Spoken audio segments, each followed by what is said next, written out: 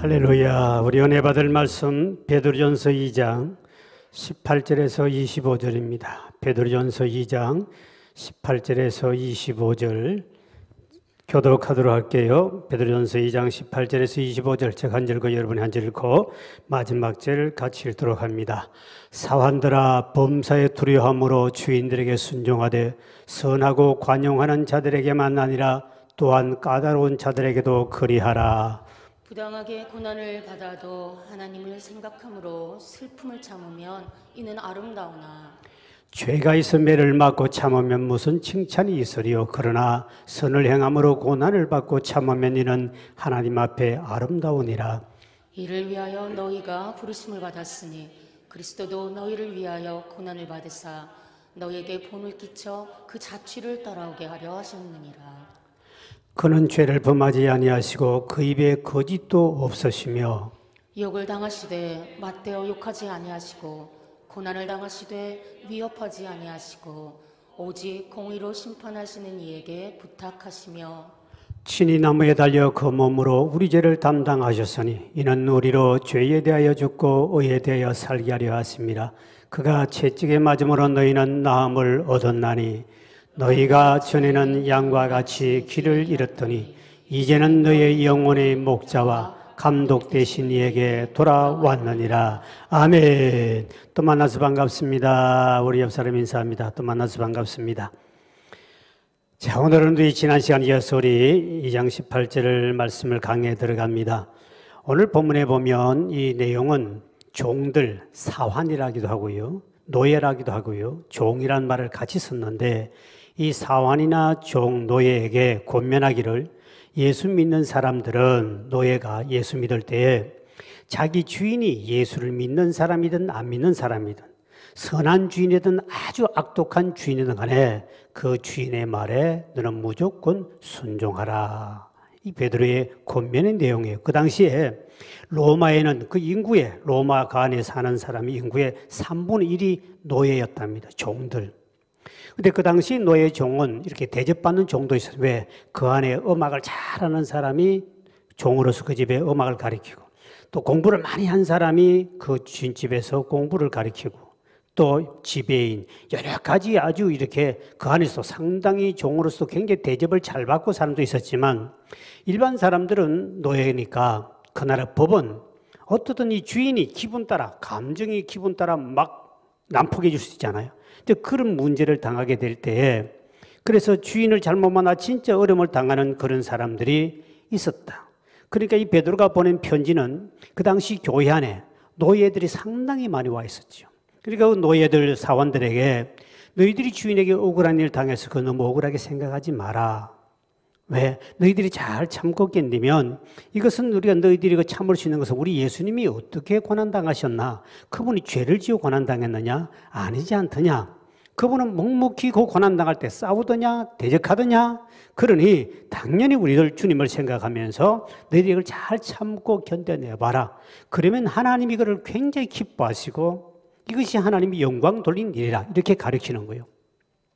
그래서 성경에 보면 이 노예에 대한 종에 대한 것을 폐지하란 말이 없습니다. 참 희한하죠. 구약시대부터 예수님 당시에 보면 노예 제도를 폐지하라 이래가지고 하면 되는데 사람은 다 만인은 평등하다고 성경이 가르쳐요. 흑인이든 백인이든 종이든 똑같이 평등한데 주님은 절대로 종들을 폐지하라고 하지 않았습니다. 그 당시 문명이 그렇게 흘러왔기 때문에. 그리고 성경에 보면 에베소 6장 5절에 보면 종들아 두려워하고 떨며 성실한 마음으로 육체의 상전에게 순종하기를 그리스도에게 하라. 육체의 상전에게 종들은 주님께 하듯이 너희들 주님께만 그렇게 헌신하지 말고 주인에게도 악한 주인에게도 그렇게 하라. 단지 주인에게는 에베소 6장 9절에 보니까 상전들은 종들을 위협하지 말라. 인격적으로 대우해 주라 그랬지 그 종의 제도를 폐지하란 말이 없다는 사실이죠. 그래서 바울은 빌레몬서에 보면 빌레몬서 집에 종이 있었는데 바로 오네시모예요. 이 오네시모라는 종이 있었는데 종살에다가 이놈이 주인의 물건을 훔쳐 도망을 가버려요. 그래서 못 잡았어요. 잡히면 이제 죽이는 거죠. 그런데 어디다가 감옥에 들어갔는데 바울이 감옥 갔는데 이 친구가 그 와서 갇혀 있는 거예요. 그래서 감옥에서 이제 이 친구가 종이 이제 예수를 믿게 되는데 쭉 알아봤더니 바울이 아는 빌레몬 집에 있다가 도둑질하고 도망 나온 놈이야. 그래서 이제 형을 다 끝나고 난 다음에 이제 빌레몬에게 편지를 보내면서 말하지요. 이 너 밑에 있던 종이 엄청난 죄를 지었다. 그런데 죽이지 말고 다시 내가 너에게 돌려보내니 그를 용서해주고 만약에 네가 억울하면 이 돈을 엄청난 네가 피해봤으면 내가 갚아줄게. 내가 이 사람 종의 빚을 갚아줄 테니까 절대로 그게 학대하지 마라. 그러면서 다시 이제 거듭나게 만들어서 돌려보낸 모습 보면 그 노예 제도나 종의 제도를 없애지 않았다는 거죠. 단지 그 관계를 잘하게. 그래서 오늘 이제 본문의 2장 18절에 이렇게 이제 말씀하고 있죠. 시작. 사환들아, 범사에 두려워함으로 주인들에게 순종하되 선하고 관용하는 자들에게만 아니라 또한 까다로운 자들에도 그리하라. 자기 주인이 선한 사람들에게만 순종 잘하지 말고 까다로운 사람이란 말은 아주 악독한 사람, 악한 주인, 아주 섬기기가 힘든 사람, 삐뚤어진 사람, 인격이 삐뚤어져 가지고 무조건 학대하고 이유 없이 그냥 패고 이런 인격을 무시하는 그러한 주인이 있다 할지라도 그들에게도 순종해야 된다는 거예요. 참 어렵지요. 하나님이 살아계시면 그 놈들 당연히 죽여버리지. 왜 하나님 우리 기도를 안 들으시고 그런 인간 살려가지고 우리 고통을 줍니까? 다 그것도 하나님이 주인을 악하게 만든 것도 하나님이시니 네가 그게 순종만 하면 내가 영광 받을 일이 있다는 것이죠. 근데 우리 참 어려워요. 그런 인간 장장 하나님이 싹 데려가시고 쫓아내고 죽여버리시고 이렇게 하고 싶은데 하나님이 그거를 통하여 너에게 하고자 하는 뜻이 있다는 거죠. 그 다음에 이제 19절, 20절 보십시오. 또 이렇게 말합니다. 19절로 20 시작. 부당하게 고난을 받아도 하나님을 생각함으로 슬픔을 참으면 이는 아름답고 죄가 있어 매를 맞고 참으면 무슨 칭찬이 있으리요. 그러나 선을 행함으로 고난을 받고 참으면 이는 하나님 앞에 아름다우니라. 네가 죄를 보면 얻어 터진 거는 그거는 말할 것도 없고 얻어 터져야 된다. 그러나 네가 선을 행하는데 주인에게 선을 행하는데도 그렇게 너에게 학대하고 하거든. 그때 참으면 하나님을 생각하고 참으면 하나님 보시기에 너무 아름답다는 거죠. 우리 예수 믿는 사람 참 손해보고 살아야 되는 것이 바로 이거예요. 여러분 잘못 믿은 것 같지만 이제 후회해도 안 되는 거고 예수 믿는 자체가 어떻게 이렇게 악한 일을 하는 사람들을 놔둡니까 하나님. 우리는 당장 이놈을 처치해서 저 악한 마음을 변화시켜달라고 그러는데 너 그 변화시킬 네가 기도할 제목이 아니요. 하나님이 네가 그 속에 참고 선한 일 하고도 참으면 그게 상급이고 그게 하나님이 기뻐 받으시는 거예요. 네가 잘못해 얻어 터지고 깨지고는 그거는 그지만 옛날에 우리 교회에 권찰이 있었는데 남편이 아침에 밥도 제대로 안 해주고 요강단지도 안 펴고 옛날 요강단지 아시죠? 나이 드신 분은 젊은 사람 요강이 뭔지도 몰라. 그 요강단지도 안 비우고 막 교회만 주일날 미친 듯이 일찍 가버리니까 두드려 패버렸어. 그래 패니까 권찰이 두드려 맞았으면서 핍박을 받는 자는 복이 있나니 어떠고 저떠고 그랬다 그래. 그는 핍박이 아니라 얻어 터져야 할 일이지. 남편이 내인데 고발하다 술을 먹으면서 목사님 내 아내가 교회 가는 건데 허락하지만 어떻게 요강단지도 안 비우고 아침에 나보니까 아내는 도망가버리고 밥도 안 해놓고 도망가버리고 이게 여자입니다. 맞습니다. 어떻게 했습니까? 두드려 패. 잘했습니다. 내가 그랬습니다. 더 두드려 패세요. 그럼 권찰이 잘못한 거예요. 그래서 자기가 잘못해서 얻어 터지고 한 거니 고난이 아무것도 없어요. 이건 상관도 없어요. 그러나 네가 선한 일 하는데도 자꾸 주인이 내게는 고통 주고 내게 환난 주거든. 이거 참아라. 나를 생각하고 참으면 너에게 참 하나님은 아름다운 일이다. 이것만큼 하나님 기뻐하는 게 없다는 거죠. 근데 우린 참 힘들지요. 21절에 봅니다. 21절에 또 이렇게 말하고죠. 시작. 이를 위하여 너희가 부르심을 받았으니 그리스도도 너희를 위하여 고난을 받아사 너희에게 본을 끼쳐 그 자취를 따라오게 하려 하셨느니라. 이게 뭐니? 고난받게 하려고 우리를 불렀대요. 참 이게 이제 어렵습니다. 괜히 예수 믿었네. 큰일 났네. 우리는 예수 믿으면 복 받고 편안하게 살기를 싶어서 예수 믿었는데 성경에 보니까 내가 너를 부르신 것은 고난을 받게 하려 부르셨다. 이게 이제 우리가 이해가 되지 않죠. 우리는 예수 믿으면 잘 먹고 잘 살려고 하는 그것이 딱 몸에 배어 있거든요. 예수 믿고 병 고침 받고 해결 받고 복 받아야 되겠다. 그런데 주님께서는 예수님이 십자가 지고 고난 당하신 그 발자취를 따라오게 하려고 부르심 받은 모든 자에게는 고난을 당연히 주신다고 하셨습니다.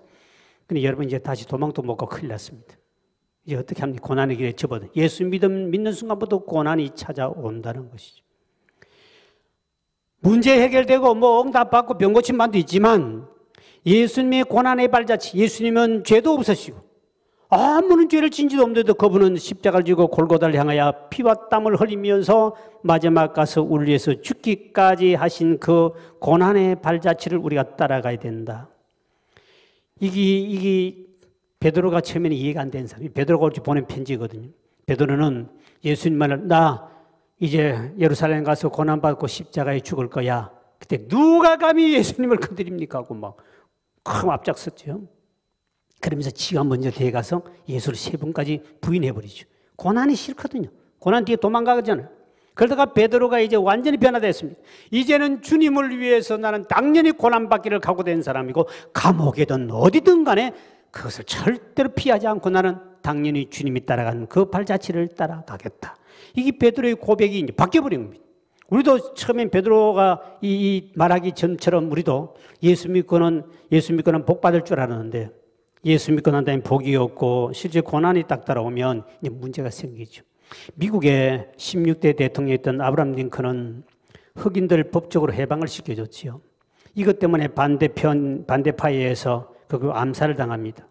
결국 이제 아브라함 링컨의 유해가 이제 스프링필드로 향하여 옮겨가는 가운데 그때 많은 흑인들이 나오면서 울면서 따라갔지요.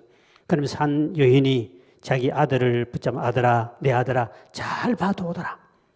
저 어르신이 너희를 위해서 죽었단다. 저 어르신이 너희를 위해서 죽었었어. 잘 봐둬야 된다. 그 흑인들이 지금도 흑인들은요. 아직도 아브라함 링컨에 대한 그것이 발자취가 그들이 마음속에 살아있어요. 지금 미국 흑인들은요. 왜? 그 노예 해방시킨 유분이 아브라함 링컨이니까. 우리 예수님은 흑인만을 한 것이 아니라 인류 전체를 위해서 우리를 죄에서 해방시켜 주시고 천국 백성을 만드시고 하나님 자녀가 되는 엄청난 복을 주시기 위해서 그분은 십자가를 지고 고난당하시고 죽으셨는데 우리 가슴에 과연 예수님의 그 고난의 발자취를 우리가 마음에 살아있느냐, 그 길을 따라가려고 하느냐는 겁니다. 많은 사람들이 복음 받기를 좋아하지만 그 예수님의 고난의 발자취를 따라가겠다는 사람이 그렇게 많지 않아요. 베드로도 성령 충만 받고 난 다음에 이제 깨닫지. 그전에는 고난만 도망가고 예수 열두 제자들 또 앞장서가 내가 제자의 수제자라고 그러고 큰소리 뻥뻥 치고 고난도 오면 도망가 버리고 예수 부인까지 해버리고 고난을 피해갑니다. 그러다 그가 성령 충만 받고 난 다음에는 나를 주님의 고난을 발자취를 따라오라고 나를 선택했구나. 이거는 피할 길이 아니구나. 예수님 당한 고난은 어떤 것인가? 22절에 이렇게 상세히 말합니다. 22절 시작. 그는 죄를 범하지 아니하시고 그 입에 거짓도 없으시며. 예수님은 죄를 범한 적도 없고 거짓말한 적도 없고 사기친 적도 없어요. 그런데 그분은 예수님은 애매한 고난을 당하셨어요. 죄도 없고 거짓말한 적도 없고 사기친 적도 없는데도 그분은 엄청난 고난이 애매한 고난이에요. 그런데 그 애매한 고난이 뭡니까? 그랬을 때 23절에 이렇게 말합니다. 자, 시작. 욕을 당하시되 맞대어 욕하지 아니하시고 고난을 당하시되 위협하지 아니하시고 오직 공의로 심판하신 이에게 부탁하시며. 욕을 당했지만 맞대어 욕하지 아니하셨다. 우리는 예수 믿고 난 다음에 욕은 욕으로 갚아야만 식성이 풀린 인간들이 많죠. 한마디 욕들은 2마디 하고 나면 잠이 잘 와. 근데 한마디 욕도 없고 한마디 못하면 그날 잠을 못 자. 요 더러운 심보 때문에. 근데 예수님은 죄를 범한 적도 없고 아무한 것도 없는데 욕을 받아도 욕하고 싸우지 않았다는 거지. 보복하지 않는다는 거죠. 이게 예수님이 그걸 우리에게 가르쳐 줍니다. 그러니까 예수님이 절대로 모욕을 당해도 복수하지 않았다. 그러니 베드로는 우리도 예수의 이런 발자취를 따라가야 된다는 거죠. 제가 연립에 살 때에 그 옆에 아침부터 싸우는 사람, 이 싸움쟁이 아주 막 있어요. 그분이 다른 게 집사였어요. 하여튼 그 동네는 연립이 며칠 안 됐는데 그렇게 싸운다 그러면 욕하고 싸우는 사람은 그 집사예요. 그분이 우리 교회 안 오는 것이 얼마나 저는 감사한지 모릅니다. 싸우면 동네에서 아이고 저 아줌마구나. 소리도 지르고 막 그 동네 소리 질러봐야 다 들리잖아. 집이 총총이기 때문에. 그렇게 막 싸우고 막 아침부터 막 기우다고 싸우고 막 욕하고 막 그러면 막 옛날에 뭐 땅 경계 때문에 아니면 뭐 쓰레기 문제 때문에 엄청나게 싸우거든요. 요즘에 다 치우고 하지. 옛날에 그게 없었지 않습니까? 이 동네가. 그래서 싸우면 한참 싸우면 또 저 아줌마구나. 욕쟁이 아줌마 또 싸우구나. 근데 어느 날 봤더니 그 교회 다니는 성도가 찾아가서 집사님 참으세요. 집사님 참으세요. 딱 그 말에 내가 열더 받게 되더만. 아니 보살님 참으시라 그러면 괜찮겠는데 뭐 집사님 참으라 그러니 그 욕하는 욕쟁이를 붙들고 집사님이 참아야 된다는 거예요. 그 왜 집사를 찾습니까? 거기서 교회 안 찾으시지. 따라합시다. 보살님. 내가 보니까 뭐 내가 열받는데 그동안에 싸우는 건 다른 사람이야 괜찮은데 왜 싸우는 욕쟁이가 집사님이 참으라고 집사를 갖다 붙이느냐는 겁니다. 그냥 참으시지 하면 괜찮았었는데 그게 하나님 영광 간다 생각. 내가 그 동네 목사랑 다 알잖아요. 와, 그다음부터 얼굴을 못 뜨고 그 집사 한번 놨다가 얼굴 돌려버렸어. 반맛 떨어져가지고. 막 동네 사람들에게 막 욕을 하는데 막 집어 던지고 욕하기로 아주 그분은 과부인데 혼자 사시는 분인데 엄청났습니다. 동네 제일 시끄러웠고 또 시끄러운데 또 저 욕쟁이 또 아줌마 나오네. 근데 우리 교회 하는 것이 얼마나 감사한지 나는 진짜. 담임 목사 그 옆에 살면 어떻게 되겠습니까? 예수님은 욕을 할 때 욕까지 싸우지 않다는 거지. 그래서 우리가 보복하지 말라는 거예요. 또 고난을 당하시되 위협하지 않았다 그랬습니다. 과거의 베드로는 어떤 사람인 줄 압니까? 예수님이 고난당할 것을 아시고 사람들이 예수를 잡으러 체포하러 왔습니다. 그때 말고의 길을 칼을 빼가지고 귀를 잘라버립니다. 자르니까 주님이 엄청 책망하죠. 그 귀를 주스다가 또 예수님 갖다 붙여가지고 또 살려주시네. 희한한 그러면서 칼집에 꽂아라. 금을 집에 꽂아라. 베드로를 책망하십니다. 절대로 그 앞에서 보복하기나 하지 않았다는 거죠. 그리고 우리 예수님은 그럼 고난을 참기만 했는가? 24, 25절에 이렇게 말씀하고 있죠. 시작. 친히 나무에 달려 그 몸으로 우리 죄를 담당하셨으니 이는 우리로 죄에 대하여 죽고 의에 대하여 살게 하려 하심이라. 그가 채찍에 맞음으로 너희는 나음을 얻었나니. 너희가 전에는 양과 같이 길을 잃었더니 이제는 너희 영혼의 목자와 감독 되신 이에게 돌아왔느니라. 이 말이 뭐냐니까 예수님이 고난을 참기만 한 것이 아니라 우리를 위해서 십자가에 달려 죽기까지 하셨다. 그분이 십자가에 달려 죽기까지 함으로 말미암아 우리에게 의를 이루셔서 우리를 구원받게 만들었고 우리를 죄에서 용서받고 영원히 치료받고 그러니 우리가 예수님의 그 고난을 따라가면 결론은 구원이요 역사요 축복이요 하나님 뜻을 이루더라는 것이죠. 예수님 그 고난 십자가를 벗어버리면 어떻겠습니까? 싸웠으면 아무것도 못 이룬다. 근데 우리가 당하는 이 고난은 반드시 하나님의 영적인 의미가 깊이 있는데 불구하고 우리는 문제는 이 고난이 싫고 고난의 짐을 집어 던져버리고 싶고 이것 같으면 안 믿고 싶은 것이 우리의 마음이기 때문에 그래서 믿음이 아직도 바로 되지 못한 사람들이 거기서 일어나는 거예요. 성령 충만하면 그것이 보이지만 그렇지 않으면 이게 고난은 무조건.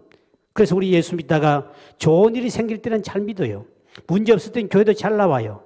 근데 막상 내가 생각하는 그 이상의 고난이 딱 닥쳐오면 첫째형 원망형이 있습니다. Why? 왜 나에게는 고통을 줍니까? 왜 내가 무슨 죄를 지었다고? 내가 뭐 잘못했다고? 왜 나에게는 고통을 줍니까? Why? 왜 나에게 고통 줍니까? 하고 원망하는 사람이 생깁니다.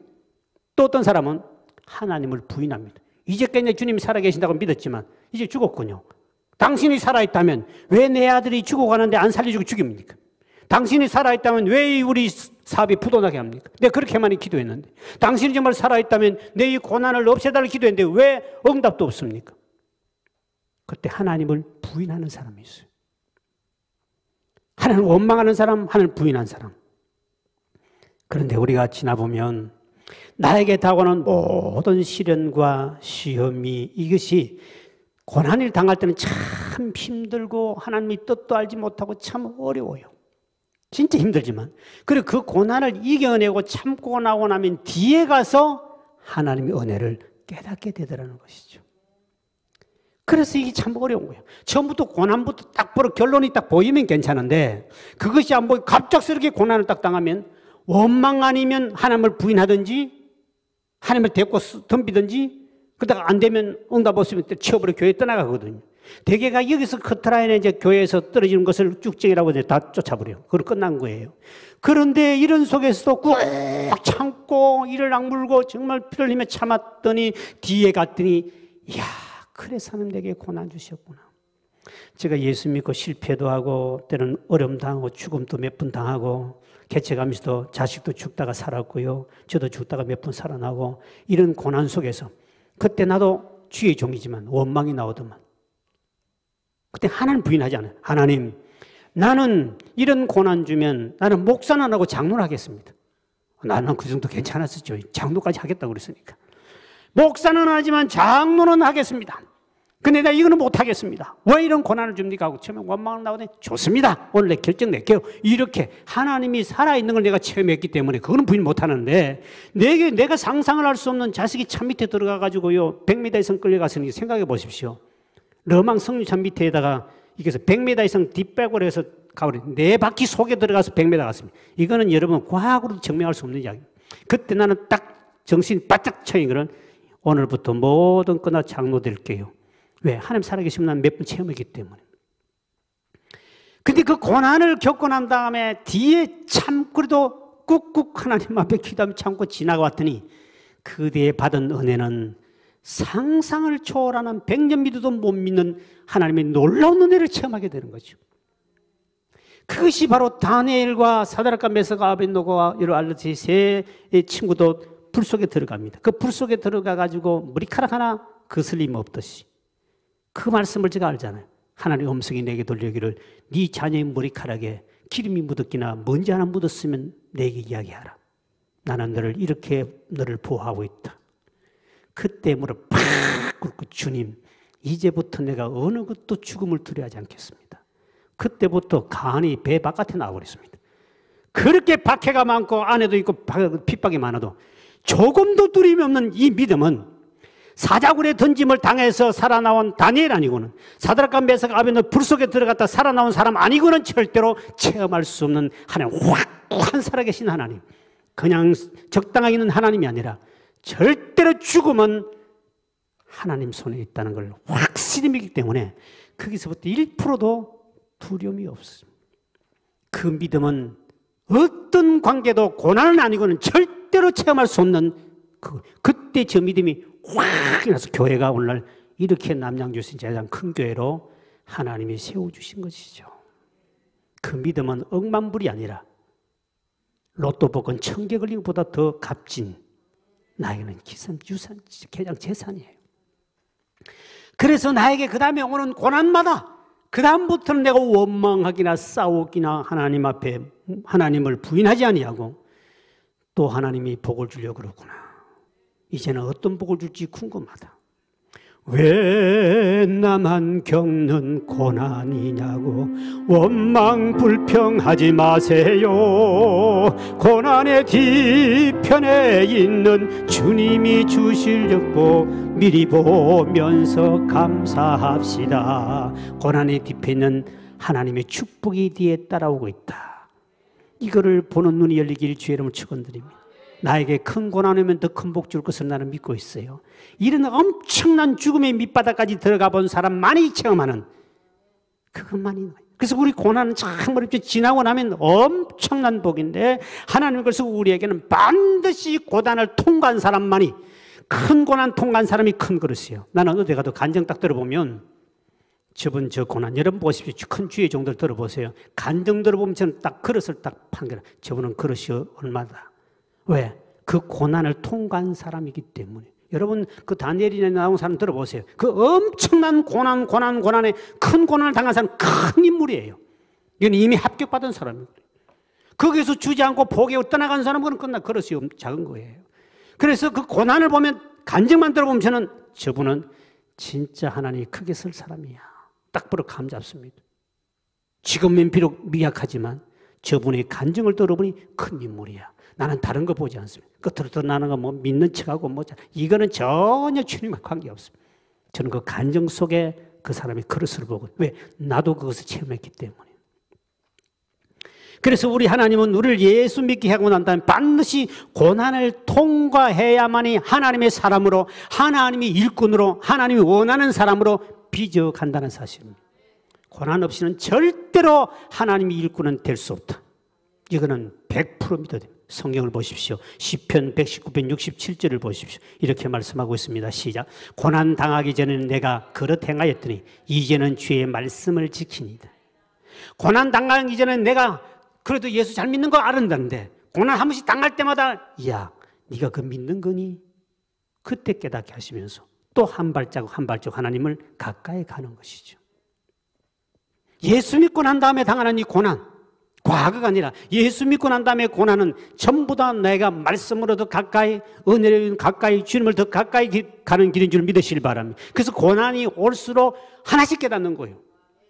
아, 이래서 고난 주셨구나. 그래서 주님 앞에 더 가까이 가는 거예요. 그래서 주님 우리에게 고난을 반드시 주시는 것은 바로 말씀 안에 바로 들어오고 바로 빚어가기 위함이다. 시편 119편 71절 보십시오. 이렇게 말합니다. 시작. 고난당한 것이 내게 유익이라. 이로 말미암아 내가 주의 윤례를 배우게 되었나이다. 고난당한 것이 유익이다 아니다? 유익이다. 복이다. 은혜다는 겁니다. 여러분 절대로 고난 두려워하지 마세요. 정말 힘들지만 하나님 시험, 감당할 시험만 우리에게 허락하시지 그 이상 허락하지 않아요. 아브라함이니까 하나님께 독자 이삭을 갖다 바치라 그러지 여러분에게 지금 갖다 바치라 안 할 때 걱정하지 마시고 그럼 꿈꿀까 싶어서 아브라함 생각도 하지 말아요.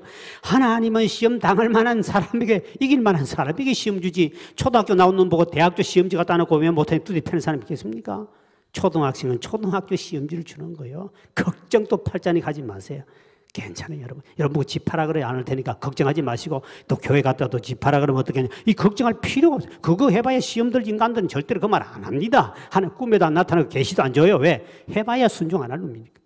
걱정할 필요 없어요. 내가 내 믿음만큼 하나님이 실을 주시는 거예요. 그래서 우리가 성령 충만하면 우리가 예수 믿고 성령 충만하게 베드로가 성령 충만하기 전과 후는 베드로 전설 보면 알 수 있잖아요. 그는 그때도 고난을 싫어하고 도망가고 제자라는 폼만 잡고 수제자라는 폼만 잡고 하다가 딱 성령 충만 받고 났더니 고난은 전혀 아무것도 아니요. 어떤 고난이라도 그 발자취를 따라가려고 하지 고난 때문에 원망 불평하지 오히려 그 십자가를 지고 따라가는. 우리 예수님도 나를 따라오려고 내 십자가를 지고 나를 따라와라. 그래 내 제자가 된다. 우리 십자가 벗어버리고 주님 그냥 기쁘게 행복하게 줄줄 따라가다 천당 가고 요런 자세로만 믿으니까 하나는 큰 그릇은 못 되고 그냥 가는 거예요. 그래서 우리가 성령 충만하면 성경에 많은 인물들 보면 그 고난 속에서도 찬송이 나옵니다. 이게 이제 성령 충만한 사람이에요. 고난이 엄청난 고난을 당했는데 그 속에 찬송이 나온다? 이분은 성령 충만한 사람이에요. 여러분 다윗을 보면 다윗이 기름 부음을 받아요. 그렇지만 그가 왕되기까지 어마어마한 고난을 받습니다. 근데 하나님이 그 고난을 통하여 왕다운 왕으로 만들기 위한 작업을 하거든요. 그 작업을 하는데 하나님은 그 엄청난 다윗은 죽을 고비를 수없이 만납니다. 내가 사망의 엄침한 골짜기를 갔다 그랬습니다. 나는 또 죽었구나. 이런 일을 한두 번 당한 것이 아니라 또 죽었구나. 또 죽었구나. 그때도 하나님 그 고난도 그때도 여호와를 찬양했다는 것이죠. 그것이 다윗은 위대한 주의 종이 될 수 있는 바로 그릇이 되어 있는 거예요. 그 성령 충만한 사람이요. 그건 밑바탕에 고난에 아예 깔려 있고 믿음이 되어 있는 사람. 성경을 보십시오. 얼마나 고통당했는가. 시편 22편 1절 2절 다윗의 기도인데 시작. 내 하나님이여 내 하나님이여 어찌 나를 버리셨나이까. 어찌 나를 멀리하여 돕지 아니하시며 내 신음소리를 듣지 아니하시나이까. 내 하나님이여 내가 낮에도 부르짖고 밤에도 잠잠하지 아니하오나 응답하지 아니하시나이다. 다윗이 죽음이 앞에 따왔습니다. 엄청난 고통당한데 아무리 기도도 응답도 없네. 이러면 아 하나님 나를 이제 버렸구나 이제 끝났구나 하고 뒤돌아가기나 하나님 원망하지 아니하고 그러면서 하나님 나를 밤낮 불러도 소리가 없구냐. 그래서 이것이 내게 고난이군요. 그러면서 그 다음에 바로 3절에 이 엄청난 고난, 기도응답도 없고 고난은 끝이 나지 않고 계속 죽음은 앞에 다가오는데도 숨이 깔딱깔딱 넘어가서 무덤에 지금 들어갈 정도인데도 하나님이 응답 없지만 그런데 바로 3절에 이렇게 그는 노래합니다. 시작. 이스라엘의 찬송 중에 계시는 주여 주는 거룩하시니다. 이게 여러분 사람들은 미쳤다 소리 듣는 거죠. 저분이 하나님 믿더니 예수 믿더니 엄청난 고난을 당했습니다. 근데 가봤더니 찬송하고 있네. 그냥 미쳤다 소리 듣는 거죠. 밥보다 예수라는 책을 제가 그저께 서점에 가서 우리 남양주 서점에 사왔어요. 밥보다 예수라는 것은 옛날에 먹고 살기 너무 어려울 때. 지금 권사들 한 80대 되신 분들이거든요. 그때 가난할 시절에 너무 먹고 살기 어려울 때 그때 밥을 선택했는데 먹고 사는 밥보다는 예수를 선택해서 그 고난 속에도 그 교회를 세우고 했던 억척 같은 권사님들의 이야기 12명의 권사님들의 이야기가 나와요. 거기 보면 전라도 여수에 서도교회가 있는 이 섬입니다. 섬교회인데 권사님은 예수 믿고 난 다음에 30대 남편이 죽어요. 세상 말로 완전히 이제 살 길이 막막, 그 바다에서 그 배를 가지고 고기를 잡고 이렇게 먹고 사는 사람인데 남편이 죽어버려요. 엄청난 충격 속에 그래도 주님의 은혜를 생각하면서도 교회를 열심히 또 나가요. 근데 어느 날 아들이 있는데, 아들이 이제 30대쯤 됐을 텐데, 아들이 직장 생활을 하다가 전화가 온 거예요. 엄마, 패션 오브 크라이스트라는 그 예수님이 고난당하는 그 영화가 옛날에 나왔잖아요. 나왔는데 그 영화를 보고 너무 은혜 받으니까 엄마 이거 영화 꼭 봐. 극장 가서 꼭 봐. 이거 너무 은혜스러워서 그 TV도 나오니까 보라고 그러더래요. 그래서 그 TV를 봤대요. 그러니까 막 예수님이 십자가에 피 흘리고 막 고난당하는 쫙 보잖아요. 근데 그 말하고는 그 다음날 이 아들이 교통사고로 죽어버려요. 엄청난 충격을 받습니다. 그런데 본인이 아들이 엄마 이거는 은혜서 은혜 보라는 그 십자가 고통당하는 그 영화를 딱 보고 난 다음에 이 마음에 이제 각인돼 있다 보니까 주님이 당한 그 고난을 생각하며 그 아들이 죽은 걸 이겨내는 거예요. 그래 병원에 가가지고 아들이 이제 실려가서 그런 상황을 보고 있는데도 본인은 그 속에서 찬송 2곡이 입에서 자꾸 흘러나오더래요. 나오니까 주변 사람들이 뭐라고 그러겠습니까? 남편 죽고 아들 죽었더니 돌아버렸구나. 저분이 정신 나갔다. 맨날 아들이 죽은데도 찬송 부르며 길을 가며 찬송 부르고 주님의 고난의 십자가 찬송 부르고 집에 있을 때도 찬송 부르고 그리고 화장을 또 열심히 하고 가니까 저 여자가 진짜 돌아왔네. 그전에 화장도 안 하더니 화장까지 하고 들어오네. 교회에 화장하고 오는 거예요. 근데 본인이 그때 그 주님 처음에는 이해는 못했지만 그래도 주님이 고난 당했던 그 고난의 발자취를 그 마음에 살아있다 보니까 그분이 그 고통을 예수님을 생각하면 우리 아들이 보라는 제 영화가 그래서 보라는 거였구나. 주님이 죽으려고 그 고통스러운 걸 예수님은 이렇게 고난당해 엄마 가슴이 찌직 아프지만 예수도 이렇게 참았으니 참으라고 이 영화를 보라고 그랬구나. 그러고 죽었구나. 그 아들을 영원히 생각하면서 그 다른 자식들을 다 위대한 장로를 만들고 그 시골 그 섬교회 그 머리에다가 머리를 이고 다니면서 그 어머니가 혼자서 교회를 건축을 해요. 그 아들이 죽었던 순교적인 정신을 가지고 그 고난을 주님의 발자취를 따라가는 그 아픔 그러니까 이런 고통과 고난 속에서 그 권사님은 그 속에서 주님의 고난을 기억하고 그 발자취를 따라간 그렇게 했던 사람들이 수많은 간증자들이 그 책에 밥보다 예수라는 책에 기록된 걸 제가 몇 명 봤어요. 어떤 분은 그 참 더 고난당한 사람입니다. 예수 믿고 난 다음에 이유 없는 자식을 잃어요.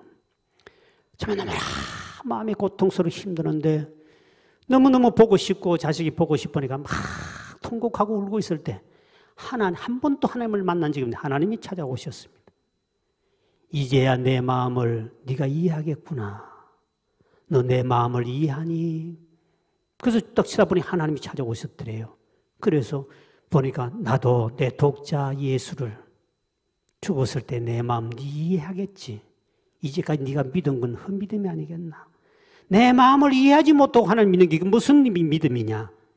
네 자식 주고 그렇게 보고 싶듯이 이제는 너는 내 마음을 알고 네가 교회 헌신해라.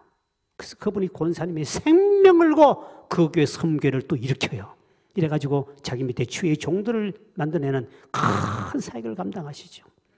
이제 이런 걸 보면서 우리가 고난이란 것이 이 고난을 통과하고 난 다음에 하나님 뒤에 엄청난 하나님을 만나는 역사, 하나님 놀라운 은혜. 그래서 우리 믿음의 사람은 이런 고난 속에 있어도 찬송이 나온다는 사람, 그 사람은 성령을 충만히 받은 사람이다. 그래서 성령 충만과 차이가 나는 거예요. 여러분 성경에 보면 우리 사도 바울 같은 사람도 자기가 죄를 범한 게 아닙니다. 복음을 전하고 그 동네에 가서 귀신 들린 여자가 있었어. 그 저만한 귀신을 쫓아내버렸습니다. 그것 때문에 본인이 매를 맞고 온몸에 피투성이 돼가지고 감옥에 갇힙니다. 우리 같으면 주여 감옥에 들어가지 말게 하시고 저 때릴 때 안 아프게 해주시고 이래 피를 흘리며 착고를 채우고 감옥에 들어갑니다. 죄를 범한 것도 아니요 이 애매한 고난을 당합니다. 그 고난을 당하는데 바울이 그것 때문에 하나님 어디 계십니까? 내 응답도 안 해주시고 나를 고통을 줍니까? 하나님 살아계시 계시면 이거를 없애줘야 되지. 이렇게 하지 않고 그 고난 속에 옥중에 들어가서 지금 옥이란 것은 우리나라처럼 이런 호텔급 옥이 아니 감옥이 아니고 그냥 굴 속에다가 춥고 먹을 것도 없고 캄캄한 굴에다 집어넣어요. 얼마나 무섭고 추운 데인지 몰라요. 피비린 나는 우리나라는요 제가 교도소 선교를 하고 있습니다만 우리나라 교도소는 옛날에 호텔급입니다. 들어가면 막 바닥도 광채가 나도록 이렇게 닦아놔서 광채. 꽃꽂이까지 쫙 해놓은 어떤, 나 이게 호텔인지 지금 이게. 그래도 여러분 감옥 가란 말 아니니까 제발 너무 그렇게 사모하지 마십시오. 갔더니 들어가는 꽃꽂이를 쫙 정서 때문에 그렇다며. 꽃꽂이 해놓고요. 또 교회당도 엄청나게 잘 지어놓고요. 난방 빵빵 틀어주고요. 또 신발도 따뜻한 거 처음에 신발 딱 똑같은 신발 신고요. 옷도 똑같은 옷 입었지만 그래도 깨끗하게 입고요. 완전히 호텔입니다. 내가 보니 옛날 호텔급이 너무너무 잘 해놓은 거예요. 그 인격이니 뭐니 이래가지고 음식도 제대로 자기 입에 안 맞으면 고발해버린답니다. 왜 음식이? 그래가지고 그 사람들 모여가지고 무슨 음식 이어달라면 이어줘야 되는데 안 이어주면 인격이니 뭐니 해가 또 고발하면 교도 직원들이 또 강등되고 그렇더만. 나 이런 대한민국 감옥이 왜 그러니까 자꾸 들어가는 것 같아. 좀 세게 좀 해야 되는. 그래서 이 바울이 들어간 감옥은 우리가 지금 생각하는 감옥은 상상 초월하는 거지. 그 당시 옛날이니까 더 얼마나 습니까? 그런데 바울은 거소에 가서 뭘 했습니까? 사도행전 16장 22절 25절 이렇게 보시면 이렇게 말씀합니다. 시작. 무리가 일제 일어나 고발하니 상관들이 옷을 찢어 벗기고 매로 치라하여 많이 친 후에 옥에 가두고 간수에게 명하여 든든히 지키라 하니 그가 이러한 명령을 받아 그들을 깊은 옥에 가두고 그 발을 착고에 든든히 채웠더니 한밤중에 바울과 실라가 기도하고 하나님 뭐하며 찬송하며 제수들이 듣겠다. 아니 온몸에 매를 많이 치라 그러니까 온몸에 39대까지 맞거든요. 피투성입니다. 그 피투성이가 되고 옥에 갇혀서 쇠사슬을 묶고 깊은 옥에 가두라 그래서 그렇게 했는데 근데 그 속에 들어가서 원망하기나 하나님 살려주세요 하지 않고 뭐 했다고요? 찬송했다고 그랬습니다. 이것이 누구냐? 성령 충만받은 사람, 고난은 축복을 알고 있는 사람이 그로 말미암아 간수가 예수 믿게 되고 놀라운 기적을 일으키시죠. 그 고난 뒤에 하나님이 천사를 보내시고 기적을 일으켜가지고 간수가 예수 믿고 집안이 예수 믿고 옥문이 열린 기적을 체험하죠. 언제 천사 만나고 주님 만납니까? 고난 속에 주님을 만났다. 돈 주고도 못 만난 그 주님이 고난 속에 찾아오셨다. 그래서 찬송하는 거예요. 고난이 오며 찬송한 사람이 진짜 믿음의 사람이고 그분이 성령 받은 사람입니다. 집안이 먹고 살만하니까 교회 봉사 잘하는 거 그건 절대로 저는 믿음이라 보지 않습니다. 고난 당해봐야 저 사람 믿음이 진짜냐. 태풍이 불고 환란이 바람 불어봐야 뿌리가 깊이 박혔냐 안 박혔냐를 나무를 알 수 있듯이 절대로 끝을 봐서는 절대로 모르면 저 자신을 경험했잖아요. 제가 목사가 돼도 그렇더라니까요.